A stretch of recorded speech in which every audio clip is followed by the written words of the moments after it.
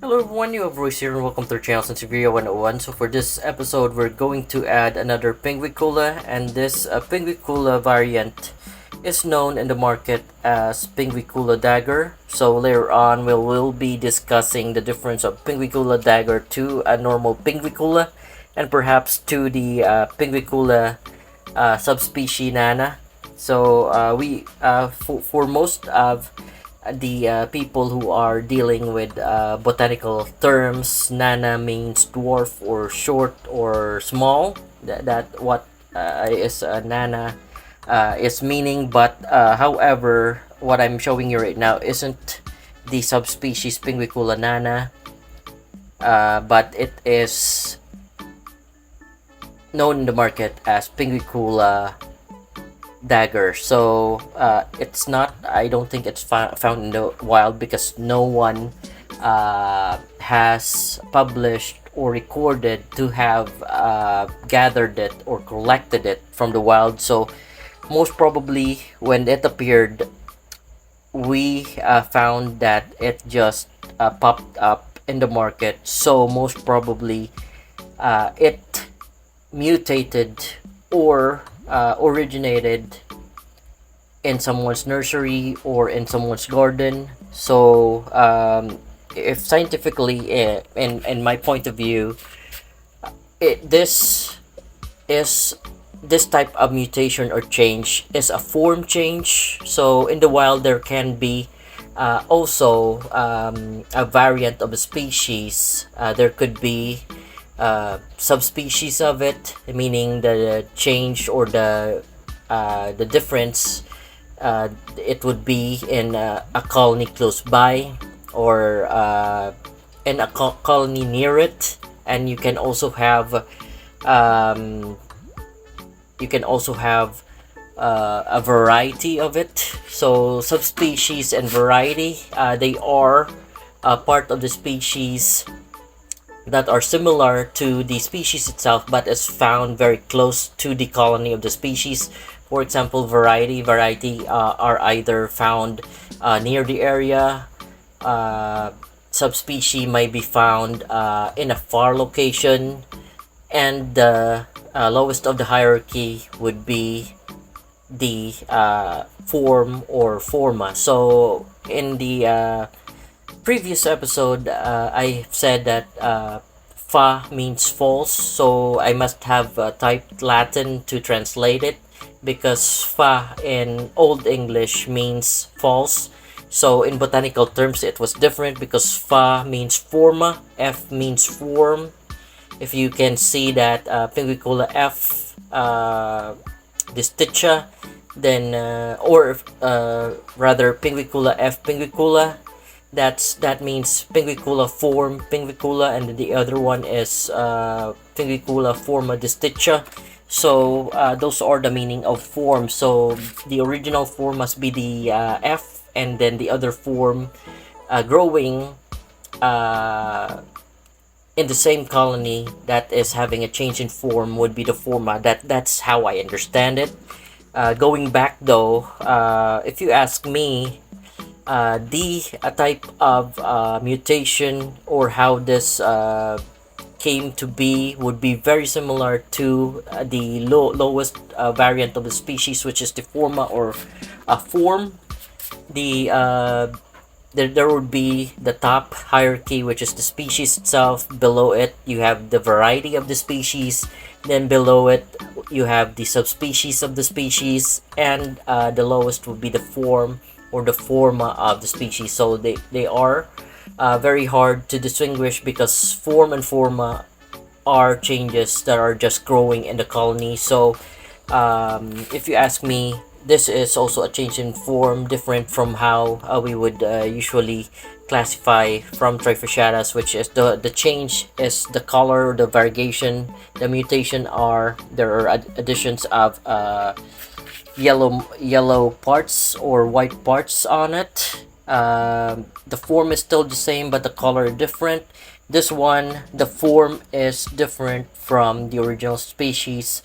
So thus, it is very similar to what we call a variant of the species, which is form or forma. So however, it's not found in the wild, and it just popped up in the market. So the argument is, should it be called a cultivar of the pinguicula species? So that's the argument, and perhaps that is what I will be including on the uh, title for this episode.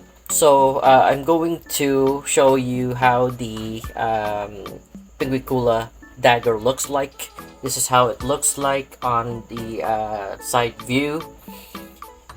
As you can see, it's very compact. We'll measure the leaves in a bit. This is the topmost portion, which is the leaves are very sharp. I can have it compared to a normal pinguicula. In fact, I have a pinguicula right here beside me, and this is from normal pinguicula. So like I mentioned, forma, or the change in form is very hard to distinguish if you don't have an eye to uh, tell the distinct characteristics of the plant. So this is the species pinguicula. It's the regular pinguicula. I believe this is the first that I have featured, and there is a collection number if you want to check what collection number it is, because I don't have it on the top of my mind right now. So you can always go back, search the channel for pinguicula, and you'll find the playlist for pinguicula there.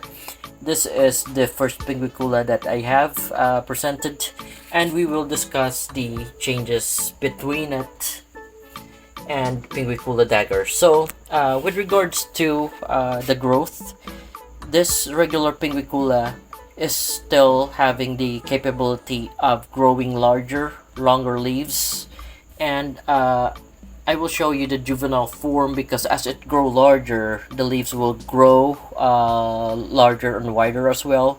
But in comparison to same size with, if you compare it, if they're still same size, and make a comparison rather than compare it,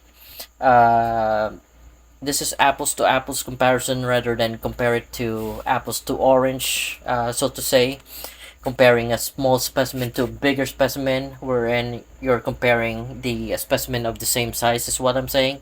So you would notice that the regular pinguicula has a bulb like growth on the leaves. Then on the uppermost portion, it would thin out. So in fact, we could start making measurements now, and like I said, this is a juvenile pinguicula, so whatever measurements that we can have here will still change as it grows larger. But for same size, just for comparison's sake, you have 23.9 millimeters in comparison to dagger, which is having a fatter leaf or wider leaf, although it's shorter but it's wider. So there you go, it's 32.9 as to how wide this leaf of a pinguicula dagger in comparison to the more slender pinguicula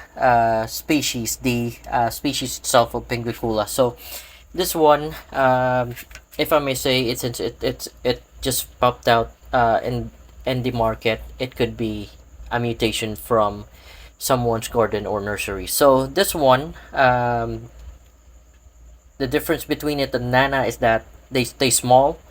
The leaves are also short and compact. If I may compare it to Trifasciata, this is the dwarf short leaf type Trifasciata in comparison. So this is the short leaf type pinguicula. So for the length of the width, like I mentioned, it is shorter at the same size comparison to the normal pinguicula and to Nana. It in my opinion, it has shorter leaf than the Nana. So if I may to be able to measure it, it's 3 inches more or less for all the leaves. This one still just a little more, 3 inches in comparison to the pop of a normal pinguicula, which already reached 4 inches. So that is one of the sorry about that. That is one of the difference between pinguicula dagger and the normal pinguicula species. So since we do not know its origin, and probably it came from someone's garden, uh, it may be safe to assume that it's a cultivar. So there you go. Between it and a juvenile pinguicula, it has shorter leaves, although it's wider. As we have already taken measurements, it grows steady short leaf. So it is the counterpart of the short leaf trifasciata or dwarf trifasciatas. So this is the dwarf pinguicula, aside from the subspecies nana that was collected in the wild. So this one's pretty short, although they have wider leaves compared to a normal pinguicula. And then as far as leaf growth, normal pinguiculas would have a thin growth, like I mentioned, a bulb type growth. It's very chunky on the base, on the base part. It's kind of bulbing, and then the end of the leaves, it thins out, and the form of the leaves are straight. In comparison to dagger, the leaves that are on dagger are growing sideways. So it's not growing straight, it's growing side. It's short and it's wide. So that is the most distinct characteristics comparing pinguicula dagger to the normal pinguiculas. Plus, it stays as a short leaf. It doesn't grow longer leaves as it matures. So actually, pinguicula dagger, this specimen that I'm showing you right now is almost 2 years old, 3 years old, in comparison to I just acquired this from a friend for the purpose of making the content, and it's already having longer leaves, and I just had it a few months ago. So in comparison, it already has longer leaf compared to the pinguicula dagger that I already had for almost 3 years. So I guess aside from that, I have nothing more to add. I cannot measure the height of the plant because it might still stack up. So there is no. It is the height is variable because there's always a possibility that it will keep on stacking up and maintaining its short leaf, just like the dwarf or short leaf trifasciatas that have the capability of stacking up but retaining the short leaf size. So folks, I think this is it for this content. If you have any questions or suggestions, please don't hesitate to comment on the content below. And if you like what I have presented, if it helped you out into figuring out what kind of pinguiculas you have, please don't forget to like and subscribe to the channel. Thank you for watching, and you have a great day.